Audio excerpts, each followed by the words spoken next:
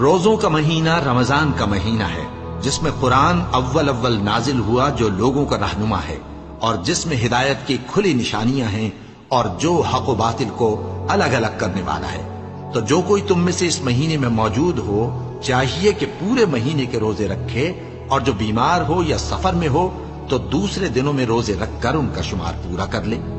اللہ تمہارے حق میں آسانی چاہتا ہے اور سختی نہیں چاہتا، اور یہ آسانی کا حکم اس لیے دیا گیا ہے کہ تم روزوں کا شمار پورا کر لو، اور اس احسان کے بدلے کہ اللہ نے تم کو ہدایت بخشی ہے تم اس کو بزرگی سے یاد کرو اور اس کا شکر کرو۔